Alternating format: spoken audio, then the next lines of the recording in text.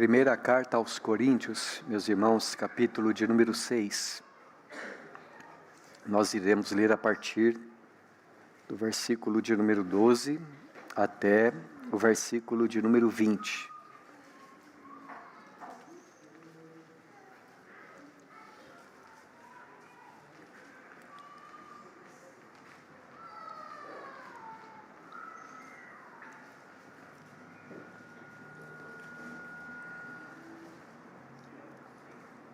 Todas as coisas me são lícitas, mas nem todas convêm.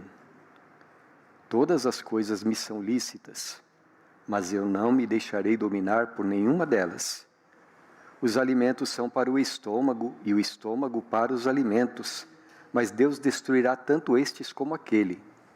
Porém o corpo não é para a impureza, mas para o Senhor, e o Senhor para o corpo. Deus ressuscitou o Senhor, e também nos ressuscitará a nós pelo seu poder. Não sabeis que os vossos corpos são membros de Cristo? E eu, porventura, tomaria os membros de Cristo e os faria membros de meretriz? Absolutamente não. Ou não sabeis que o homem que se une à prostituta forma um só corpo com ela? Porque, como se diz, serão os dois uma só carne. Mas aquele que se une ao Senhor é um espírito com ele. Fugi da impureza. Qualquer outro pecado que uma pessoa cometer é fora do corpo, mas aquele que pratica a imoralidade peca contra o próprio corpo. Acaso não sabeis que o vosso corpo é santuário do Espírito Santo que está em vós, o qual tendes da parte de Deus, e que não sois de vós mesmos, porque fostes comprados por preço? Agora, pois, glorificai a Deus no vosso corpo. Até aqui, meus amados irmãos. De acordo com o livro de Atos, capítulo 18, foi durante a sua segunda viagem missionária que o apóstolo Paulo esteve pregando o evangelho na cidade de Corinto. Cidade que ficava ao sul da Grécia. E foi um tempo em que, a princípio, ele encontrou muitas barreiras, muita dificuldade de ali pregar. No entanto, o Senhor Jesus, através de uma visão, se manifestou a ele e disse: fala e não te cales, porque eu tenho muito povo nesta cidade. E então, animado por esta visão, o apóstolo Paulo ficou na cidade de Corinto cerca de 1 ano e 6 meses, e pregando o evangelho diariamente. E para usar a linguagem de Lucas, em Atos, aqui mesmo no livro de Atos, falando a respeito da conversão das pessoas na cidade de Antioquia, muita gente naqueles dias se uniu ao Senhor. No entanto, meus irmãos, a igreja de Corinto, talvez pelo fato dela ser muito grande, era uma igreja composta de várias congregações, com cerca de 40 pessoas cada uma, que se reuniam em casas, cada uma dessas congregações. A igreja de Corinto sempre manifestou muita imaturidade espiritual.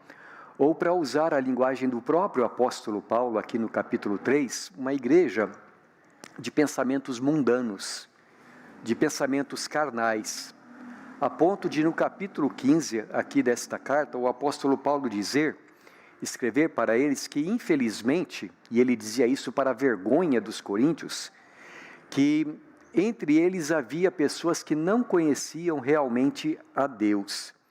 Por isso, nesta epístola aqui, assim como ele faz na segunda carta, o apóstolo Paulo, de uma maneira muito amorosa, muito paciente também, ele corrige, repreende, ensina, exorta as pessoas daquela igreja com o propósito de conduzi-las ao verdadeiro conhecimento do Senhor Jesus e do seu evangelho.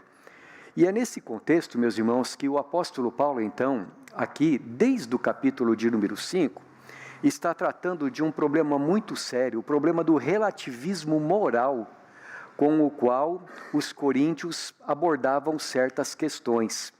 Aliás, eu nem usaria a palavra relativismo, mas uma verdadeira frouxidão moral. a atitude dos membros da igreja de Corinto em relação a questões aqui, no caso desses 2 capítulos, havia outros problemas também, mas no caso desses 2 capítulos, em relação à moralidade sexual. E no capítulo 5, então, o apóstolo Paulo, ele começa citando um caso concreto. Na igreja de Corinto, havia um homem que se atrevia, como ele diz aqui, a possuir a esposa do seu próprio pai. E a igreja de Corinto não estava fazendo nada em relação a isto. Ao contrário, nem ao menos lamentando aquilo que estava acontecendo, e que Paulo disse é uma coisa tão vergonhosa que nem lá no mundo lá fora as pessoas se comportam dessa maneira. Então Paulo diz no capítulo 5 que este pecado ele deveria ser tratado pela igreja de Corinto, o pecador deveria ser tratado pela igreja de Corinto rigorosamente, a ponto dessa pessoa ser considerada indigna de estar no meio da igreja, no meio do povo de Deus, mantendo comunhão com a igreja. E depois, então, quando chega no capítulo 6, Paulo volta a este assunto. E ele faz uma lista de pecados similares a este da imoralidade deste homem, como exemplos de comportamento que os crentes não podem ter. Ou melhor dizendo, como exemplos de caráter ou de vida que os crentes não podem ser. Porque se viverem assim, diz o apóstolo Paulo, aquele que vive assim não herdará o reino de Deus. E aqui no nosso texto, então, o apóstolo Paulo, ele explica para os seus leitores, consequentemente para nós também, por que o crente deve ser uma pessoa que não vive da mesma maneira que aqueles que conhecem a Deus. E no texto que nós acabamos de ler, Paulo faz isso através de um diálogo imaginário. Os técnicos em literatura dizem que isso se chama diatribe, né? Assim, Paulo, ele está falando as coisas, então ele imagina alguém que começa a fazer objeções ao seu ensino. E ele vai, então, respondendo ao seu interlocutor imaginário, o que ele queria dizer mais especificamente. Então, veja, nos versículos 9 a 11 aqui desse mesmo capítulo, o apóstolo Paulo havia falado assim: ou não sabeis que os injustos não herdarão o reino de Deus? Não vos enganeis, nem impuros, nem idólatras, nem adúlteros, nem efeminados, nem sodomitas, nem ladrões, nem avarentos, nem bêbados, nem maldizentes, nem roubadores herdarão o reino de Deus. Tais fostes alguns de vós, mas vos lavastes, mas fostes santificados, mas fostes justificados em o nome do Senhor Jesus Cristo e no Espírito do nosso Deus. Então, depois de ter feito essas afirmações tão fortes, Paulo imagina, naquela igreja, alguém se opondo ao que ele estava falando, dada a lassidão moral com a qual a igreja se lidava com essas situações, né? Então, ele imagina no versículo 12, alguém dizendo assim: Paulo, todas as coisas me são lícitas. Mas ele responde: embora todas as coisas sejam lícitas, nem todas as coisas me convêm. Paulo, todas as coisas me são lícitas, mas além de nem todas as coisas convirem, diz o apóstolo Paulo, não me deixarei dominar por nenhuma delas. E no versículo 13, o interlocutor imaginário de Paulo continua dizendo: os alimentos são para o estômago, Paulo, e o estômago para os alimentos, mas Deus destruirá tanto estes como aqueles. É outra maneira de dizer: olha, nós somos do jeito que somos porque Deus nos criou assim. E no final das contas, quando terminar esta vida, nada desta vida vai continuar pela eternidade. Eu me lembro de que lá em Manaus, muitos anos atrás, uma pessoa, ela usou comigo um argumento muito parecido com o que Paulo está falando aqui, ou seu interlocutor. Nós estávamos falando a respeito do pecado da prostituição. E essa pessoa me disse assim: mas escuta, o sexo foi criado por Deus. E se Deus criou o sexo, é para nós praticarmos. Então não é pecado, não é? Se nós praticarmos o sexo. É claro que o sexo foi criado por Deus, não é, meus irmãos? No entanto, Deus não nos criou para pecar através da vida sexual. Então, Paulo diz que o corpo, porém, responde ele, não é para a impureza, mas para o Senhor, e o Senhor para o corpo. Nosso corpo, diz o apóstolo Paulo, até poderá morrer, mas Deus ressuscitou a Jesus. E assim como ele ressuscitou a Jesus, ele vai ressuscitar o nosso corpo também.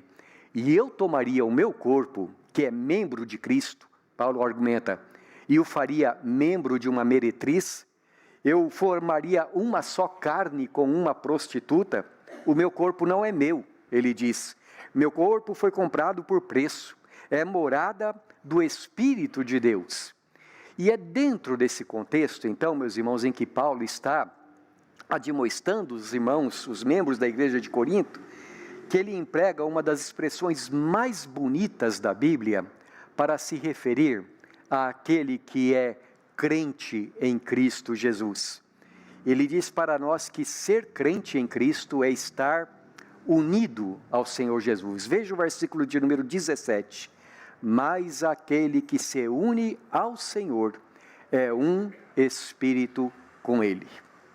Amados irmãos, para alimentar nossos corações ao participarmos da mesa do Senhor nesta noite, eu quero destacar esta verdade maravilhosa que Paulo está citando aqui no versículo 17.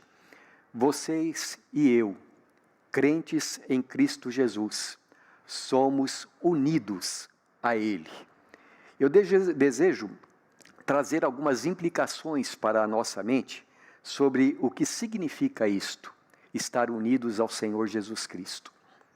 A primeira coisa que eu gostaria de destacar, se você é unido a Jesus, diz a palavra de Deus, você é um espírito com Ele. Paulo está falando aqui, meus irmãos, a respeito de uma união espiritual entre nós e o Senhor Jesus, uma união fortíssima, uma união tão forte como aquela que acontece na união física entre um homem e uma mulher, mesmo até, diz o apóstolo Paulo, quando é uma união pecaminosa, porque veja no versículo 16, ou não sabeis que o homem que se une à prostituta forma um só corpo com ela? Porque, como se diz, serão os dois uma só carne. É óbvio, meus irmãos, que quando Paulo está aqui citando o texto de Gênesis capítulo 2, ele não está dizendo que qualquer relação sexual é equivalente ao casamento. Não é isso que ele quer dizer. O propósito do apóstolo Paulo é simplesmente dizer para nós que as relações sexuais são uma coisa muito forte. Quando está acontecendo uma relação sexual, aquilo que o homem está fazendo, a mulher está fazendo também. Aquilo que o homem está desejando, a mulher está desejando também. Eles estão assim unidos num só propósito. Aquilo que um quer, o outro quer também. Da mesma maneira, o apóstolo Paulo diz, é a nossa união com o Senhor Jesus.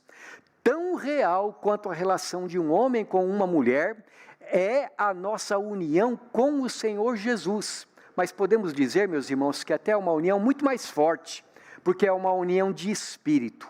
Aquele que se une ao Senhor é um espírito com Ele. O que significa isto?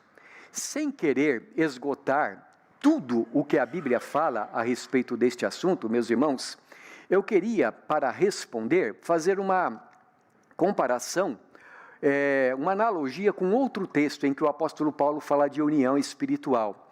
Eu peço que, por favor, me acompanhe na leitura em Filipenses capítulo 1, versículo de número 27. Em Filipenses capítulo 1, versículo de número 27, mais uma vez, Paulo fala a respeito de unidade espiritual. E eu vou esperar que os irmãos que estão abrindo suas Bíblias chegarem lá e depois a gente lê, tá bom? Filipenses capítulo 1, versículo 27.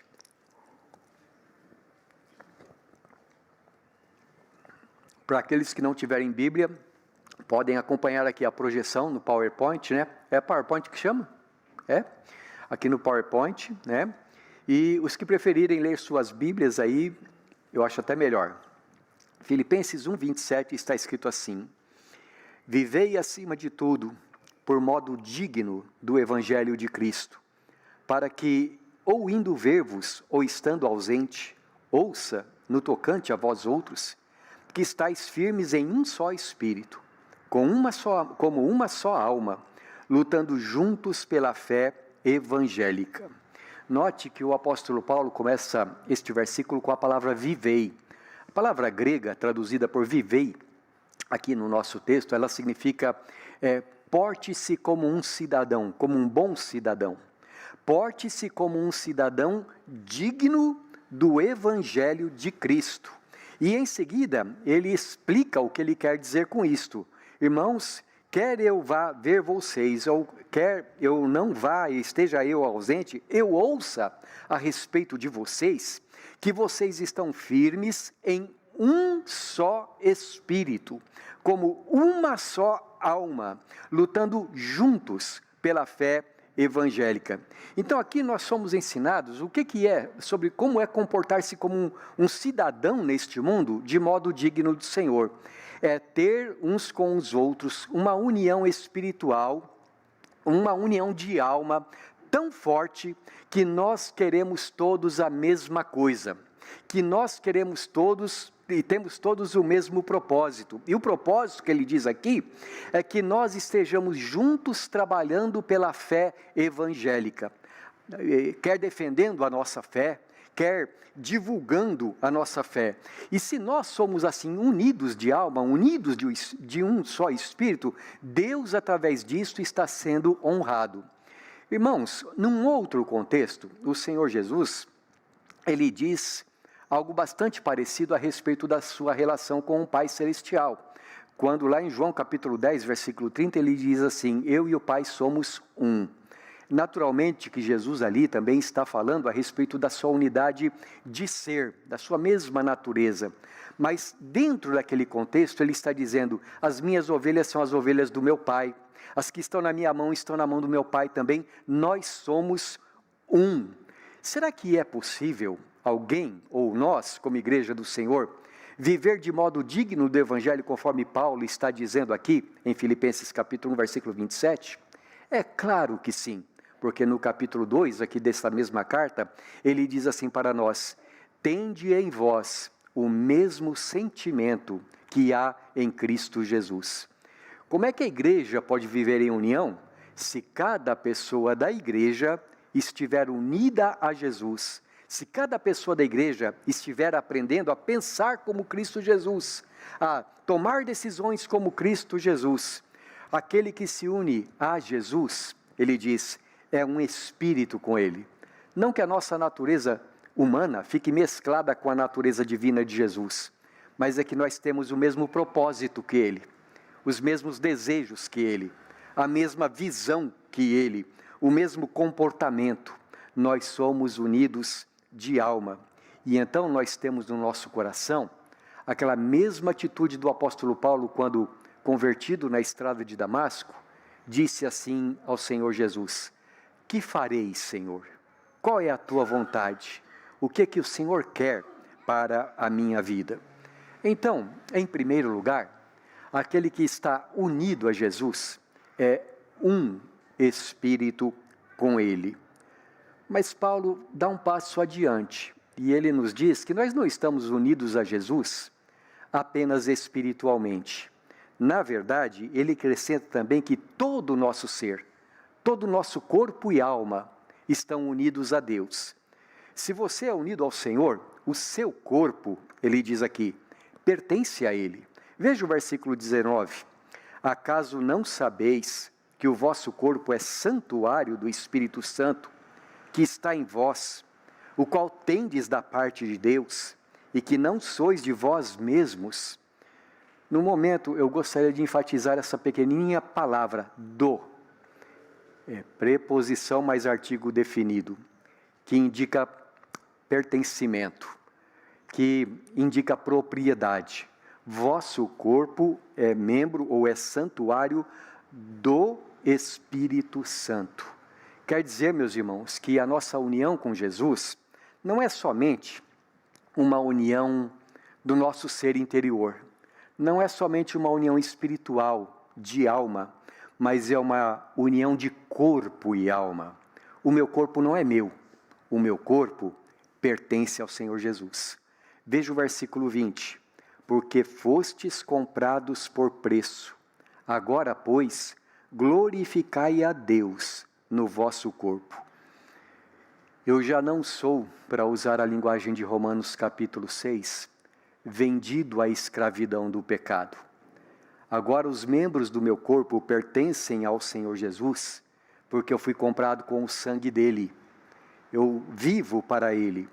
Claro, então, meus irmãos, que o crente é uma pessoa que jamais poderá dizer assim, meu corpo, minhas regras, porque ele sabe que o corpo dele não pertence a ele, pertence a Deus.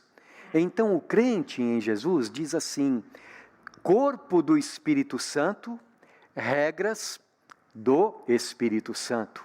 E ele vai procurar em tudo, através do seu corpo, fazer a vontade do Espírito Santo.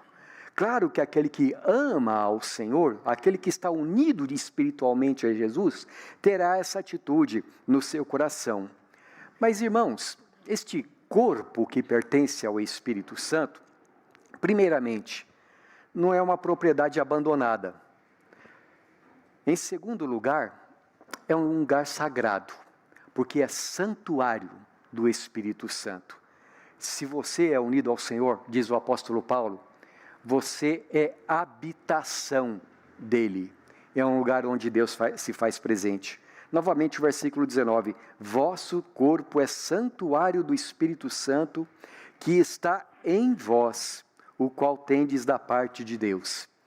Veja como esse versículo ele é rico em detalhes, meus irmãos. Uma das coisas que Paulo diz aqui para nós é que o Espírito Santo foi enviado a nós da parte de Deus.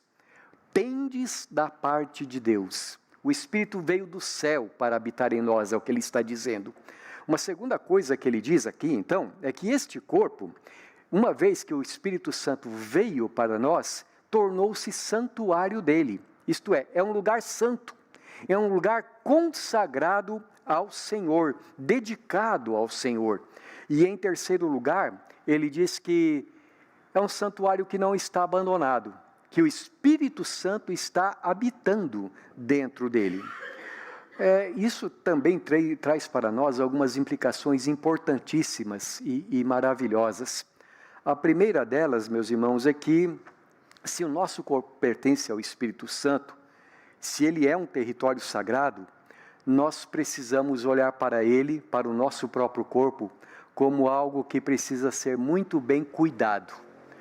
Nós precisamos entender que aqui, nesse nosso corpo, é um lugar que pertence ao Senhor, então ele não pode ser tratado de qualquer maneira. Lembra-se de quando Moisés viu a sarça diante dele queimando e não se consumia? Lembra-se do que Deus disse para Moisés? Tire a sandália dos seus pés, porque você está em terra santa. Em outras palavras, vai com cuidado, Moisés. Respeito, sim, se é assim com o nosso corpo, se é um lugar sagrado, respeito para com o nosso corpo. Mas a segunda coisa, e eu gostaria de dar ênfase nisso, meus irmãos, é que se o nosso corpo é santuário do Espírito Santo, ele também é um lugar protegido pelo Senhor. Certa ocasião, Jesus contou uma parábola, ela está tanto no Evangelho de Mateus, capítulo 12, quanto no Evangelho de Lucas, capítulo 11. Jesus contou uma parábola sobre um homem que era endemoniado. E um dia, então, o espírito imundo foi expulso daquele homem. Saiu e começou a vagar por este mundo. E a antiga casa desse espírito, que era o corpo daquele homem, então ficou vazia. O espírito vagou por alguns lugares da terra e então ele voltou para ver como é que estava a sua antiga casa e chegando lá ele percebeu que ela estava vazia. Então disse Jesus, o que esse espírito fez? ele foi, procurou outros 7 espíritos que eram piores do que ele, e voltaram todos eles para aquela antiga casa. E Jesus termina dizendo assim: assim, o último estado daquele homem tornou-se pior do que o primeiro. Você já viu um homem endemoniado? Quando eu estava dando os meus primeiros passos na fé, eu me lembro direitinho, era uma terça-feira de manhã, eu estava indo para o trabalho, e dentro do ônibus em que eu estava, um homem ficou endemoniado. E meus irmãos, não era ainda convertido totalmente, estava apenas nos primeiros passos, como aquilo me impressionou mal, como eu me senti horrível diante daquela visão. E eu preciso confessar uma coisa para vocês, eu comecei a ficar com muito medo de que alguma coisa parecida acontecesse comigo. Então eu me lembro de eu pedindo ao Senhor que jamais Ele permitisse que acontecesse comigo o que tinha acontecido com aquele homem. Mesmo depois de convertido a Jesus, eu tinha um temor no meu coração, e eu pedi ao Senhor para que jamais isso viesse a acontecer. Fiquei profundamente perturbado com isso. Mas, meus irmãos, ter medo de ficar endemoniado é uma coisa que o cristão não precisa ter. Sabe por quê? Porque os espíritos malignos, eles só podem ir até onde Deus permite. Porque, por exemplo, Satanás tentou a vida de Jó. Satanás queria fazê-lo desviar-se dos caminhos do Senhor. Mas o corpo do crente é lugar sagrado, é templo do Espírito Santo. E nesse contexto eu gostaria de lembrar com vocês o que está escrito em 1 de João capítulo 5, versículo de número 18. Vamos ali, aquilo que o apóstolo João está falando, 1 João capítulo 5, versículo de número 18, falando a respeito da segurança que nós podemos ter no nosso Senhor e Salvador. E João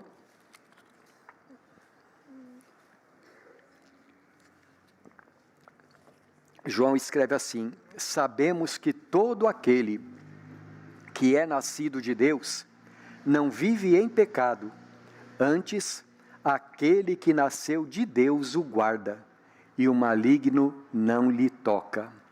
Aquele que nasceu de Deus, e você note que a palavra aquele, aqui é a segunda vez, a palavra aquele está com A maiúsculo, porque é uma referência ao Senhor Jesus. Não que Jesus tenha vindo à existência num determinado momento, mas que Jesus veio a este mundo, nasceu por obra do Espírito Santo, na Virgem Maria. Aquele que nasceu de Deus o guarda aquele que é nascido de Deus e não vive pecando, e o maligno não lhe toca. Voltando a João capítulo 10, Jesus disse assim: as minhas ovelhas estão na minha mão, e da minha mão e da mão do Pai, ninguém me tira. Alguns anos atrás eu li a respeito de um fato muito triste que aconteceu lá no norte do país, lá pertinho da cidade de Manaus, de um homem, um missionário que foi expulsar o demônio de uma feiticeira. E então o demônio olhou para ele e disse assim: como é que você quer me expulsar se você dorme com a empregada? E o missionário ficou endemoniado na hora. Então o escritor do livro que estava contando esta história, ele pergunta assim no seu livro: missionário pode ficar endemoniado? Ele falou: pode. Pastor de igreja pode ficar endemoniado? Pode. Diácono, presbítero, regente de coral pode ficar endemoniado? Pode. Crente pode ficar endemoniado? Não pode. Porque uma pessoa até pode ser membro da igreja, mas se ela não for um verdadeiro filho de Deus, é claro, meus irmãos, que isso pode acontecer.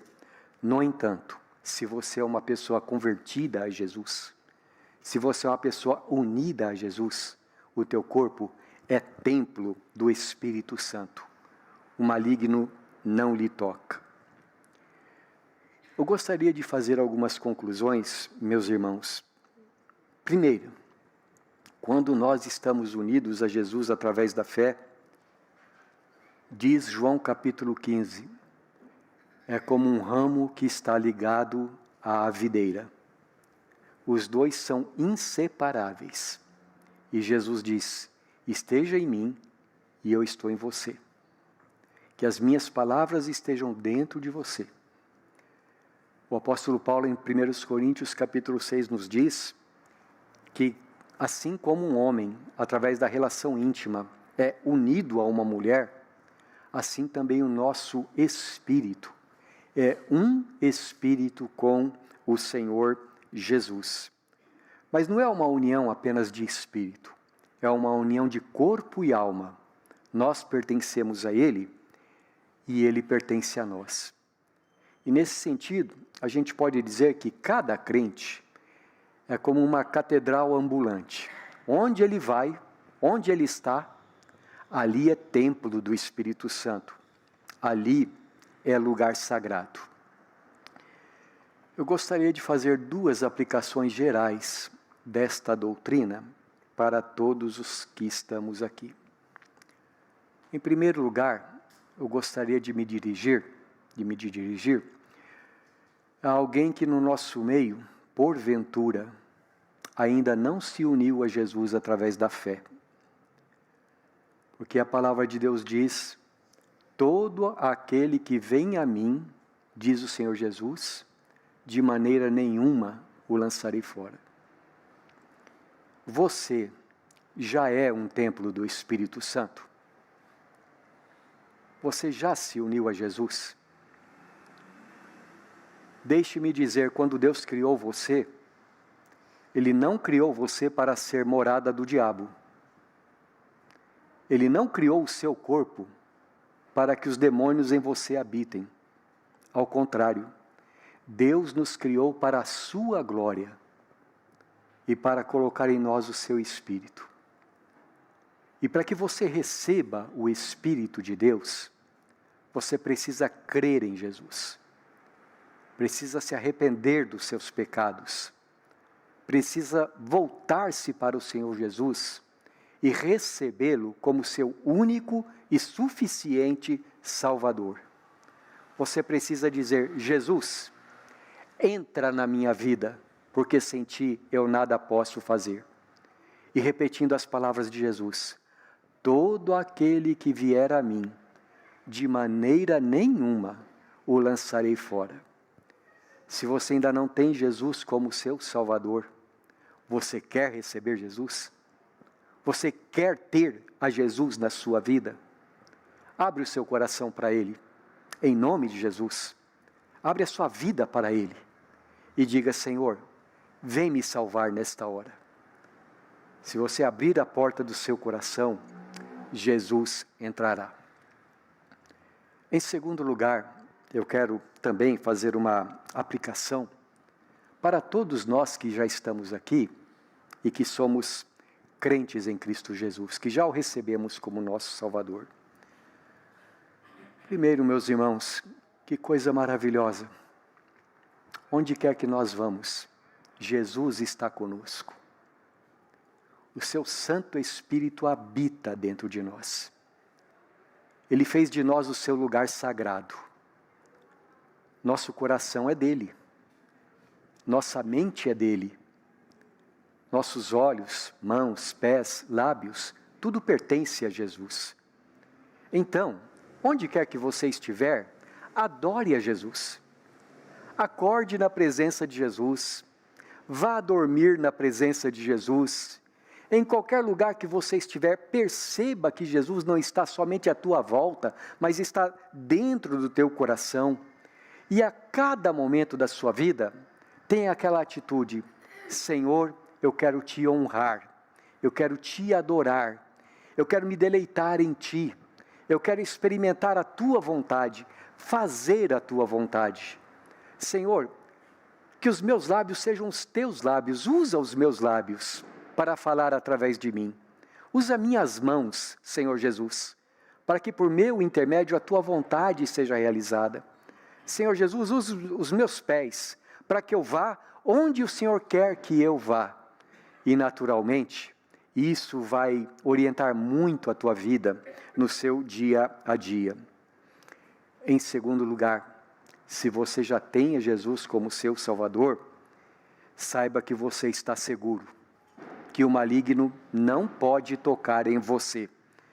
E como é que a gente canta? Seguro estou, não tenho temor do mal, sim, guardado pela fé no meu Jesus. Tenha essa fé no seu coração, que você está protegido, que Satanás não pode te destruir, nem te afastar do Senhor. Em terceiro lugar, cuide da sua mente e do seu corpo. Não pertence a você, não é mesmo? Então faça bem para você mesmo, não é? Algumas pessoas me dizem mais ou menos assim, mas escuta, na Bíblia não está escrito que é pecado fumar. Não está mesmo, não é? Só que eu sei que a nicotina e todas aquelas outras coisas que tem ali, em qualquer forma de cigarro, inclusive esses eletrônicos, fazem mal para a saúde. Se o meu corpo pertence ao Senhor, eu preciso cuidar do meu corpo. Eu não tenho o direito de fazer com o meu corpo aquilo que eu quiser. Corpo do Senhor, regras do Senhor. Mas eu preciso falar, meus irmãos, a respeito de algo que constantemente nós, os cristãos, fazemos de errado. A gente até brinca, né? Crente não bebe mais, come que é uma bênção. Irmãos, glutonaria também é pecado, não é mesmo? Alimentar-se mal também é pecado. E se você sabe que algo faz mal para o seu corpo não é teu. Cuida bem do teu corpo. Exercite-se. Não espera ter um ataque do coração para depois sair andando todos os dias e fazendo a sua caminhada. Cuide do seu corpo, porque você deseja viver muito aqui, honrando o nome do Senhor, glorificando o nome de Deus. Então tenha cuidado da sua saúde também. Evite tudo que é exagerado, porque tudo que é exagerado faz mal para o nosso corpo. Quarto, você não precisa fugir do diabo. Você precisa resistir ao diabo, mas você precisa fugir do pecado. Por isso Paulo diz, fugir da impureza. Porque todo pecado que o homem comete é fora do corpo, mas aquele que comete a impureza peca contra o próprio corpo. Não dê lugar à imoralidade na sua vida. Não peque dessa maneira, porque o teu corpo é templo do Espírito. E como diz o apóstolo, eu tomaria os membros de Cristo e o faria membro de uma meretriz. Não entristeça o Espírito Santo que habita em você. Quinto, viva de modo digno do Senhor, batalhando junto com os seus irmãos pela nossa fé. Não pense de si mesmo, não sinta a respeito de si mesmo que você é melhor do que os demais irmãos, que você é mais santo, que você é mais sábio.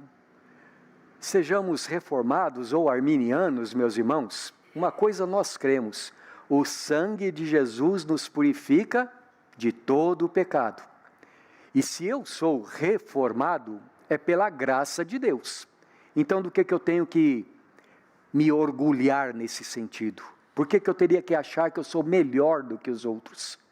Mas como diz a palavra de Deus, quer eu ouça, quer eu esteja presente, que eu saiba que vocês estão juntos batalhando pela mesma fé. Porque se nós vivemos de modo diferente disso, não estaremos vivendo de modo digno do Evangelho. O mundo precisa olhar para os crentes e ver o amor entre os crentes, a unidade entre os crentes. Assim, os irmãos sabem que de vez em quando eu toco neste assunto, e eu vou continuar tocando enquanto eu não ver a coisa mudar, não é? Mas alguém chega para mim e começa a reclamar, mas fulano de tal, ele é de outro pensamento que não o meu, politicamente falando. É aquela pessoa lá, e aí xinga, chuta o outro irmão. Eu digo, bom, se estivessem pregando o Evangelho, não estariam com isso, né? Não estariam com esses problemas. Se estivessem fazendo aquilo que Jesus ordenou que nós façamos. Então ele diz aqui, quer eu esteja presente ou ausente, que eu saiba que vocês estão fazendo uma coisa, batalhando pela fé. É o nome de Jesus que nós fomos convocados para divulgar ao mundo, meus irmãos. Jesus é a nossa religião. Jesus é o nosso Salvador. Então, nos comportemos de modo digno do Senhor. E se alguém pensa diferente, também nos ensina o apóstolo Paulo, Deus há de aperfeiçoar. Deus está trabalhando na vida de todos nós que somos crentes. Ou será que Deus trabalha só na minha vida, mas na vida da Damares não? Será que é assim? Eu creio que Deus está trabalhando no coração de cada filho dele e que ele há de aperfeiçoar até o dia de Cristo Jesus. A nossa unidade, meus irmãos, ela é tão preciosa que ela foi paga, ela foi adquirida com o sangue de Jesus. Não deixemos que nada neste mundo, homem algum, situação alguma, nos separe uns dos outros. Não pisemos o sangue de Jesus. Vivamos de modo digno do Evangelho. Em sexto lugar, use o teu corpo, de tal modo que você saiba que Deus está sendo honrado através dele. Eu gostaria de concluir lendo com os irmãos, 2 aos Coríntios capítulo 7, versículo de número 1. 2 aos Coríntios 7, versículo de número 1.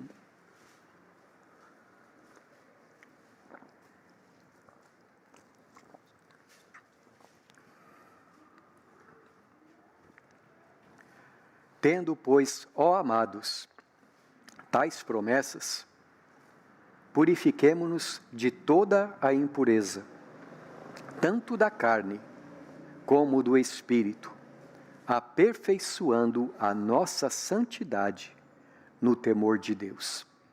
A palavra carne aqui ela deve ser entendida como nosso corpo. Purifiquemo-nos de toda a impureza, tanto no corpo como no espírito, e desta forma aperfeiçoemos a nossa santidade no temor do Senhor. Que tenhamos prazer nesta doutrina, meus irmãos, que nos deleitemos no fato de que aquele que se une ao Senhor é um espírito com Ele.